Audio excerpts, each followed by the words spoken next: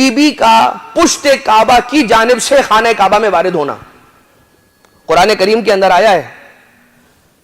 وہ آیت ہے کہ جس آیت کے اندر یہ ارشاد رب العزت ہو رہا ہے کہ تمہیں چاہیے کہ جب بھی داخل ہو جاؤ تو دروازے سے داخل ہو، گھر کی پشت سے داخل نہ ہونا. اور جناب بنت اسد معدن الاسرار کتاب کا نام ہے، اور صاحب کتاب نے ان 4 باتوں کو ذکر کیا ہے اس اعتبار سے اس سینیریو کے اندر.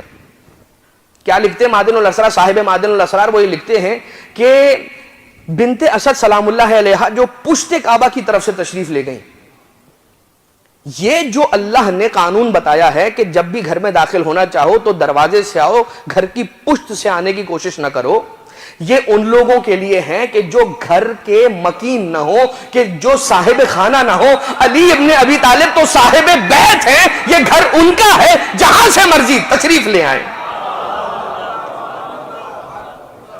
یہ ایک بات.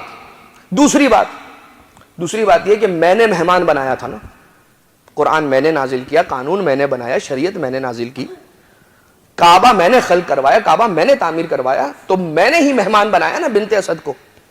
جب میں نے بنت اسد کو مہمان بنایا، ہم اور آپ جب کسی کو مہمان بناتے ہیں تو کیا خیال رکھتے ہیں کہ اسے کم سے کم زحمت ہو. بی بی مسجد الحرام میں جہاں سے داخل ہوئی تھی، کعبے کی 4 دیواروں میں سے وہ دیوار بی بی کے سامنے پڑی تھی کہ جہاں پر در بنا. پروردگار عالم نے چاہا کہ سب سے قریبی ترین راستے سے میں اپنے مہمان کو اپنے گھر کے اندر دعوت دے دوں، لہٰذا اگر وہاں پر در نہیں تھا تو خدا نے بی بی کو زحمت نہیں دی. کہا کہ اگر یہاں در نہ ہوا، اے بی بی بنت اسد، تو کیا ہوا، میں یہاں آپ کے لیے دیوار میں در بنا دوں گا.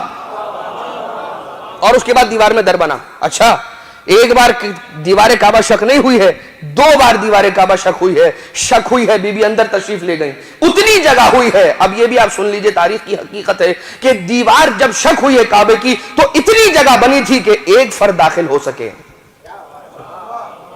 اور اس کے بعد بی بی اندر داخل ہو گئی. دیکھنے والوں نے دیکھا، جناب ابن عباس سارا منظر دیکھ رہے ہیں، اور بی بی اندر داخل ہوئی. 3 دن بی بی اندر رہی. دیوار پھر سے شک ہوئی، 3 دن تک تالا کھولنے کی کوشش کرتے رہے، تالا نہ کھولا. ابن عباس سمجھ گئے یہ حکم خدا ہے، یہ مرضی خدا ہے، یہ امر الہی ہے، اس میں ہمارا دخل نہیں ہے.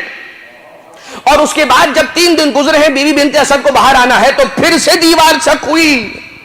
اس کے معنی یہ ہوئے کہ بعد میں بہت سونے کہا تھا کہ جب دیوار شک ہوئی اور بی بی اندر گئی تو ہم نے تو نہیں دیکھا، ضرور تالا کھولا ہوگا، کیونکہ آپ ہی کا تو خاندان ہے کہ جن کے پاس کعبے کے دروازے اور کعبے کی تالی کی چابیاں ہیں، آپ نے خود ہی کھول کر اندر داخل کروا دیا ہوگا. تو سوال کرنے والوں کے جواب پر یہ بات پیش کی جائے گی کہ آپ نے اگر بی بی کو اندر داخل ہوتے ہوئے نہیں دیکھا تھا تو کوئی مسئلہ نہیں تھا. جب بی بی کعبے سے باہر آ رہی تھی تب تو سارا کا سارا مکہ جمع ہو چکا تھا.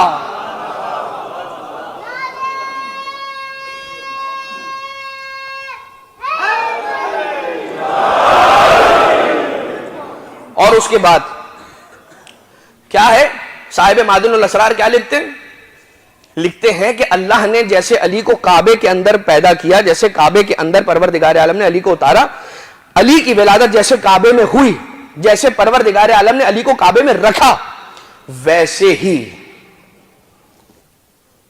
قلب المؤمن عرش اللہ، قلب المؤمن کعبۃ اللہ.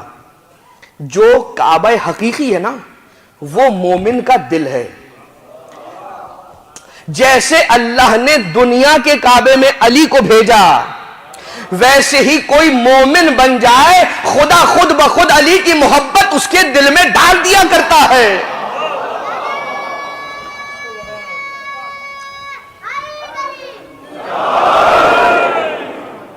اور پھر کسی نے اعتراض کیا، کہا کہ بھئی یہ تو اتفاق ہو گیا ہوگا، نعوذ باللہ من ذالک، اتفاق ہو گیا ہوگا. اگر اتفاق ہو گیا ہوگا تو کیا بی بی کا ولادت کے وقت کے قریب آنے پر دیوار کعبہ کے سامنے آ کر کھڑے ہو کر دعا کرنا یہ بھی اتفاق تھا؟ دعا کے قبول ہو جانے پر دیوار کا شک ہونا یہ بھی اتفاق تھا. بی بی جب اندر تشریف لے گئی اور دیوار بند ہو گئی یہ بھی اتفاق تھا.